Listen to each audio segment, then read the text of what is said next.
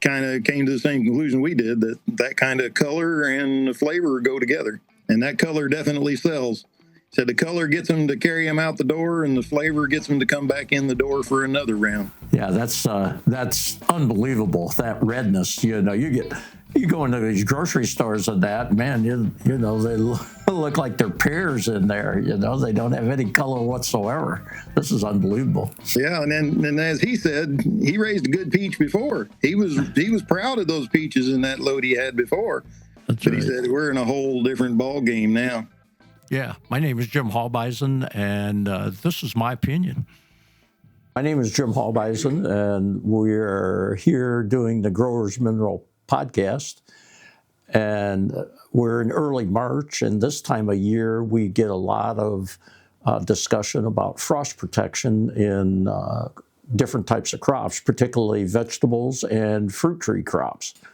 So this is a subject that has a lot of interest, discussing it with peach growers here in the Midwest. There's been a lot of crops that have been lost to these later frosts. And we've had, over the years, some very nice success with helping crops deal with this type of issue by foliar feeding the Growers Mineral Solutions. We have a gentleman in Southwestern Indiana that is working with a peach grower down there that has had some very nice success using the grower's product for frost protection, and also has seen a very significant increase in the quality of his crop. So in our organization, the guys that work with particular crops, they automatically become our experts, but it's really our customers that are the experts. So I decided with the time of year that we have here in March, if we get that early April frost or late March frost, which there is some discussion about on the internet, Iowa State University has discussed this a little bit. We thought it would be very helpful to discuss what we've seen at our customers' operations and how they approach it. That will give you some ideas on how to approach this type of thing, which can be very damaging to particular operations. So our expert is a cow-calf operator, Southwest Indiana, Marty Whitsitt, and Marty's working with a very good customer that has a very good peach operation. And so I thought it would be very helpful if Marty could join me on the podcast, and we could talk a little bit about what his customer is doing. And I just wanted to get Marty's input on this because he's worked rather closely with the customer, and they've had some very nice success. So, Marty, if you want to introduce yourself a little bit, tell guys where you're at, and then you can go ahead and go from there about how we'll discuss frost protection using Growers Mineral Solutions. All right. Thank you, Jim. I'm in Southwest Indiana, as he said, Jasper, Huntingburg area in DuBois County. I'm background is grass and hay and cattle, but working with the growers program got me introduced to Jim Seiler of Lakeview Orchard. He was just looking for something to improve the health of his trees when he got started with growers. He really liked the idea that it was had the FDA inspection followed behind it, so a little different than any other fertilizer out there. The first picture I've got there, Russ, is of the recommendations of our product for using growers on fruit trees. And it's spelled out how they want a gallon at bud swell. Their second step is for green tissue, but on peaches, you're going to see the pink tip before you see any green tissue. So if you skip that second application, specifically on peach trees, if you follow another couple gallon at petal fall or at strong blossom, you're getting up to about 5 gallons to the acre by the time you're at full blossom. Now, when he got started, he wasn't quite getting the full recommendation that first year, but he was, as a lot of guys, tentative, trying to feel it out and find out what it would do. But with what he had on, he was able to make it through a 24-degree session at full blossom. He was pretty downtrodden after he saw those temperatures. He thought he was pretty well toast. But a couple days later, he started telling me that he saw some improvements out there. Now, he had in the past always used some nitrogen. He would throw a handful, 2 or 3 pounds of urea around each tree. I did convince him to stop doing that. Our numbers have shown, or experience has shown, that in the produce world, if you're wanting quality and flavor, nitrogen and potash are your enemies. You need to get them out of there. So I got him to get off of the nitrogen, and all he had run was the growers. He was around 3 to 4 gallon to the acre when that 24-degree temperature hit, and that was on April 7th of 2020. And he expected a complete wipeout. That second photograph there shows he had sent me a couple of different photographs of how many peaches he was knocking off of the tree. I didn't realize that they knocked that many off, but considering the fact that there shouldn't have been any out there and he's got this many laying on the ground, it didn't mean much to him and may not mean much to a regular peach grower, but that was impressive to me that you got to knock that many off to get the fruit number down. I know he says he likes like 350, 400 fruit per tree. He likes to keep a lot of leaf surface. Very important for our contentions is collecting sunlight. So a lot of guys trim trees a little different than he does, and they restrict that leaf surface, but he likes to keep a lot more leaf surface with those trees. That third picture was just later on in that same growing season. This was in July of 2020.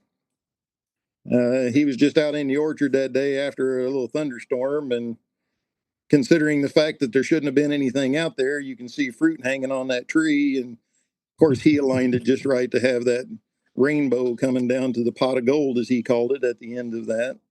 The next picture I've got is just followed along. It's the end of July of 2020, July 29th. He was harvesting peaches again that he said should not be out there. So he's given me a lot of pictures of what they look like as they're on the tree and then what they're looking like as they're coming off of the tree. You get all of that combined together, and he said when the customers come by and not only see them on the tree, but when they see that kind of color, it doesn't take long for them to pick them up and take them on out the door. the the peaches that came off of that load that we just saw there in that fourth picture, the fifth picture is a picture of one of those peaches that we cut open. And looking at the inside of that peach, the depth of that color and the way it goes almost all the way to the seed, he was really impressed with that and said that he hadn't seen that coming through before.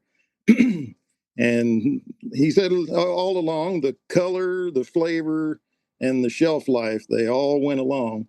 Another one that he mentioned was hang time. He has a lot of trouble. The peach starts getting ripe. You got to get everything picked, because if you get out there in the field or in the orchard, you pick one peach off the branch and two others fall on the ground, and then they're lost forever. So he said that hang time, they were really hanging a lot better for him that year. And another thing in the organization is that calcium is a really big deal. We're not discussing pH about it. We're just a matter of getting the calcium in the soil up to the levels that it ought to be for the soil porosity and getting water to move and the air penetration and for the biological life. And I will say that he did not have addressed his calcium issue this first season. So the program will be quite helpful even without the calcium, but he has been working on that since. Yeah, hey, one thing that I wanted to comment a little bit on, Marty, on Marty wrote a very nice article for our solution publication that goes out to our clientele base. And the title of that particular article is "There Shouldn't Have Been a Peach on the Place." And this load here, you see, the red color in it is pretty interesting. You know, I've been around certain orchards with prospective customers, and geez, the color is just not anything like we see here. And that's one thing that Jim started to recognize, Marty, when he was, implementing it. He started out kind of looking at quality, but the frost protection got his attention, and then all of a sudden the quality started really getting his attention. Would you say that's the way it progressed? Yeah, he definitely saw the freeze protection first thing out of the bat. Of course, he hadn't seen any fruit yet when the freeze came through. So, Yeah, that's right. but yeah, the color definitely got his attention. Mm-hmm. And then the picture of the fruit where it shows the red approaching the seed or the pit. That's very interesting that he was able to bring that up. That's something that he hasn't seen for quite a while, because he started in the business, with his grandfather running around too, right? That's what I understand. Yeah, and he's been doing it himself since for 62 years, I think he said, or somewhere Yeah, around that range. But you're yeah, right. he mentioned that color penetration through that fruit was really surprising, Mm-hmm. and he kind of came to the same conclusion we did, that kind of color and the flavor go together, Sure. Mm-hmm. and that color definitely sells. Said the color gets them to carry them out the door, and the flavor gets them to come back in the door for another round. Yeah, that's right. Exactly. That quality is a big issue. Big issue. So, okay, we're going to move on from the cut peach to the next picture, Marty. Yeah. Okay. Now we're talking frost activity. That's right. This was April the 1st of 23, the following season. You can Mm-hmm. see off to the side of that picture. That one's not real clear to be able to see the temperature, but you can get a good idea that it's well below 30 on that screen. If Mm-hmm. the next picture, the seventh picture I got there, that's kind of Okay. daybreak of Mm-hmm. the next morning, and they're still showing about 22 degrees on there. When I was zoomed in on that previous picture, looking real close, it showed 21. So if it's still that way at daylight, he's been well below freezing for a lot of hours. Sure. Again, it should have been pretty much toast. Right. Because that length of frost, that's what we tell most guys. It's not just that you influx into that temperature, but how long you stay at that low temperature is really the key. And man, if you can overcome that, that can be very helpful. And he goes by the theory that those peaches have feelings. And he says if that gets cold and the wind's blowing, it affects them just like it does you and me. And that wind has a great detrimental effect to that also, which makes Mm-hmm. sense. That it's Right. compounds the duration thing. If you got wind blowing, it just Oh yeah. dissipates heat so fast. Yeah. Well, it penetrates. That's a big issue, man. Yeah. So then the next picture is it's later that month, the 26th of April. So Mm-hmm. 24 days after that freezing temperature, he's pretty proud that he's got peaches hanging on the tree with Mm-hmm. with that kind of temperatures again. Yeah, because you get that blossom destruction, you're just not going to have anything there. So, Another thing that I had never heard of that he pointed out to me that you can get, he calls them drones. You can get something that will start to form a peach even if that blossom's been frozen, but it won't get much over about the size of a walnut or something like that, and then it drops really off the tree. interesting. I've never seen anything like that. That's pretty interesting. I raise calves; they hit the ground alive, or else they're dead. I've never seen anything like this. That's right. That's right.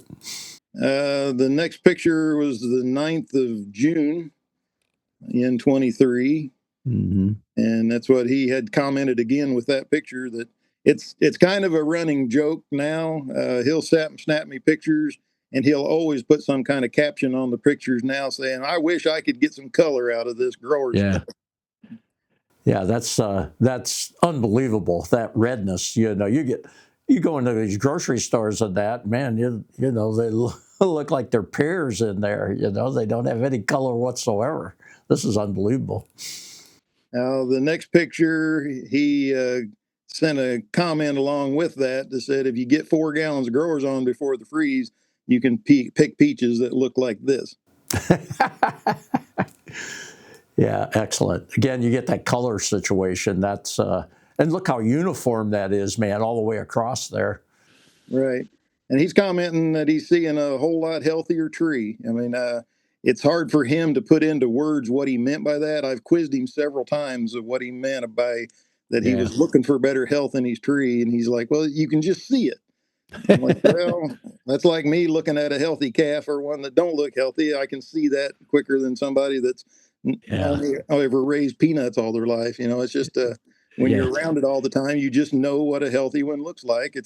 I put it kind of like your kids. I mean, you can tell when your kid is not feeling well. You can see it in their face.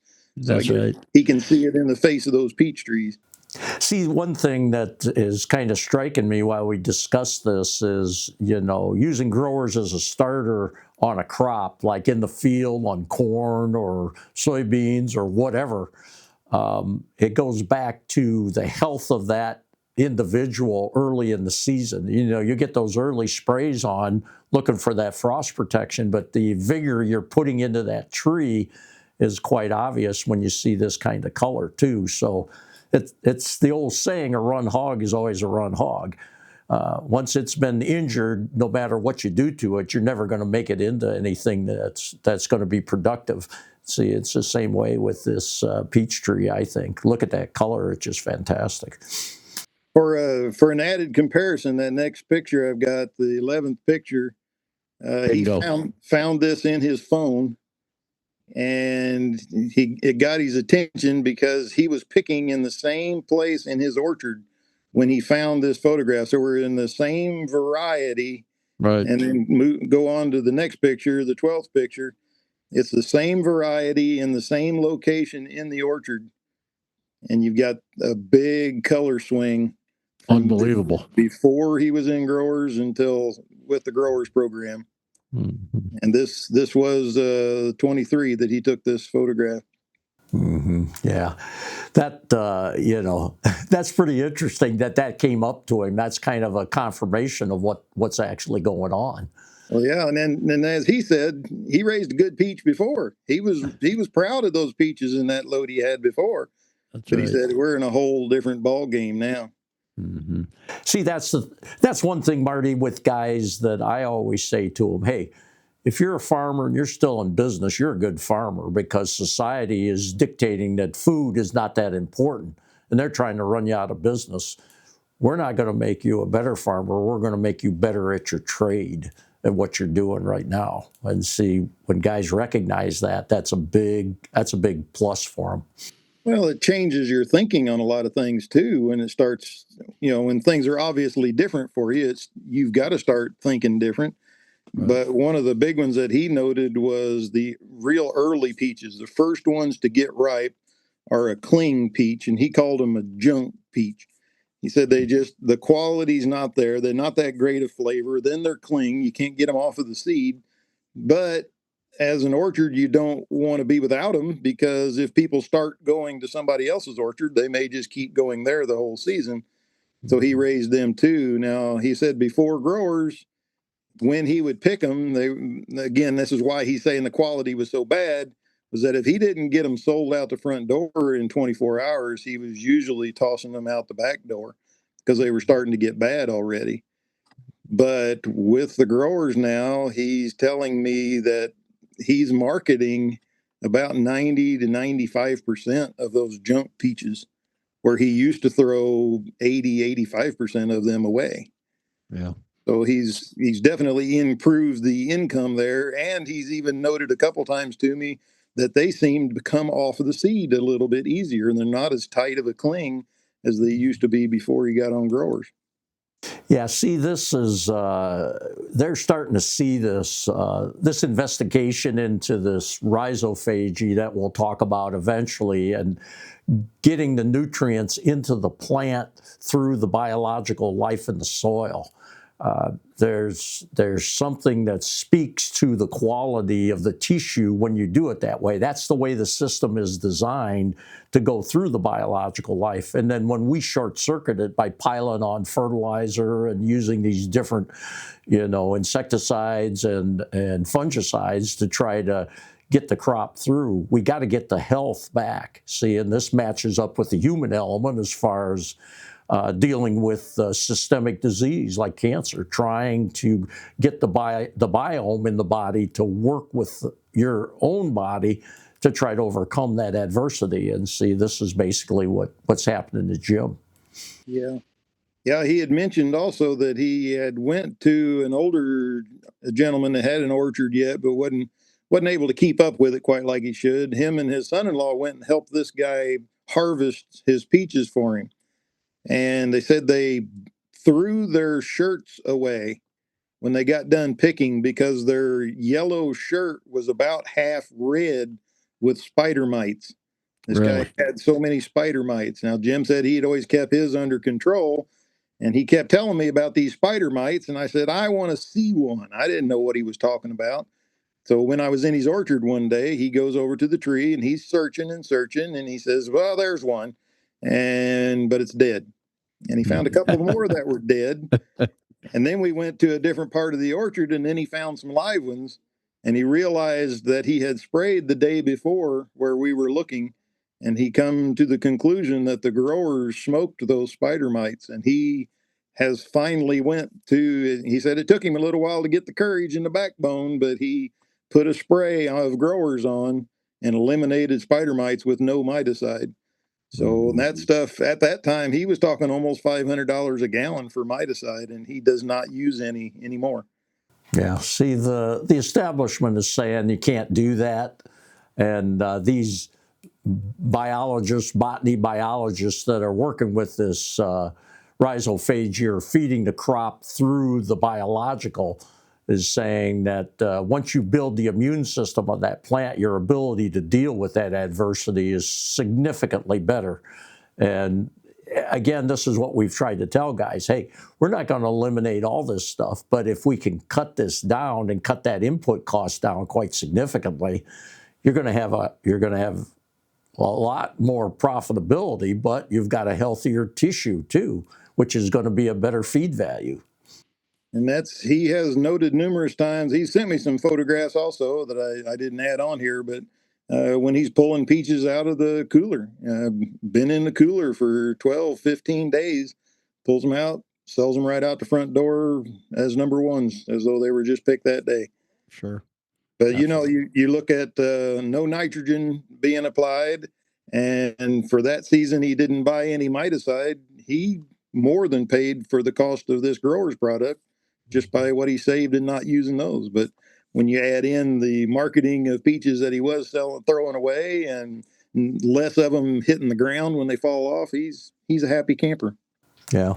See, and that all evolved from initially trying to help with the frost protection. See, and that's why I wanted to get this podcast in. So guys, if that's a problem that they're trying to deal with, we'd like them to work with us, but we think we can help their quality immensely. And see, I still think Jim's got some more steps to go up. Once he gets that calcium where it belongs in the soil, that'll help him immensely, I believe, because again, you're feeding that biology in the soil and you're getting that oxygen in there the way you should. That'll improve the overall health of the plant, through the symbiosis between the plant and the microbes in the soil. Jim's pretty outspoken, so he tells you pretty much what he thinks on anything. But when he's addressed with the whole freeze protection thing, he said that's not even up for debate anymore. He said it has been proven, and not just once, but several times for him. Yeah. And there's different, on the internet, there's been some different publications on that where they talk about the plant's ability to deal with the frost. And, they make certain kind of proteins that depress the freezing point, getting the micronutrients into the plant. That's, when you're seeing those heavier elements, they're depressing the freezing point even farther in the cell tissue so that you don't get those ice crystals formed in there. The plant itself can deal with it to a certain degree. And again, when we get that kind of depression over a long period of time and the plant's able to deal with it, that tissue's got to be very sensitive where those blooms are forming. That's reproductive tissue, and it's going to be very intricate. And keeping those crystals out of there is going to be a big deal. So, if we're able to do that, that'll be a real step for the guy to try to overcome that. Well, you've got the chemistry mind, and I've got the mechanical minds. But even I understand, like the calcium in the tires of the tractor, the mineral inclusion in that water keeps it from freezing, and that Yep. appears to be what we're doing with these blossoms. Also, is Yep. increasing the mineral content, which is what the whole growers program is about. Yeah. See, well, the issue is, especially when you get in that time frame or that type of environment, the absorption out of the soil is going to be affected by the colder temperature to a certain degree. And so we've got to get those elements in there as quick as we possibly can, and see foliar feeding is the way to do it. That's pretty much all I've got on his routine. He's got a lot of things to say about it, but not sure what else we would want to talk about on here. Yeah, sure. No, I think we've pretty well covered it. Just to try to get guys' attention on the frost protection, just a way to introduce guys to us, and we've had good success with that. And it usually leads to what happened with Jim. They start to see this quality change, and that becomes a big issue. I mean, when you can take a portion of the crop that is not giving you the flavor or the kind of recognition by the customer, and you can change that, that's got to help with the return on investment very significantly. Well, I think it does need to be added, though. There has been a few others that have tried to come in at the last minute and throw 1 gallon to the acre on the day before a freeze comes. It does not work. Yeah, It's not a Hail Mary at the last minute. It's a program. It's a process of getting that mineral content up and keeping it up there. It's not something that'll happen just willy-nilly.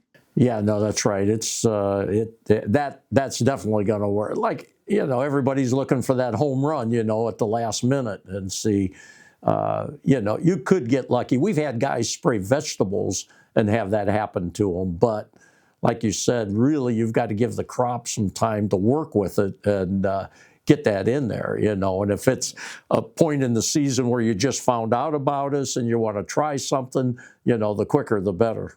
So, Marty, hey, I appreciate you helping me today. This gives guys something to work with. Now, we may give you an opportunity to come back and talk about something you really know something about as far as cattle are concerned, and putting on the high cal line on strip mine ground. So there's probably some boys out there that are still interested in that. We'll try to do it quick enough where this cattle price goes south. Yeah. Yeah, like you said, we're always dealing with Mother Nature, though. So to say that I know a lot about something, I'm learning to not say that. Yeah, exactly. She's got her own agenda. That's right. Thanks, Marty. Appreciate it. Yes, sir. This podcast has been brought to you by Growers Mineral. Please visit growersmineral.com.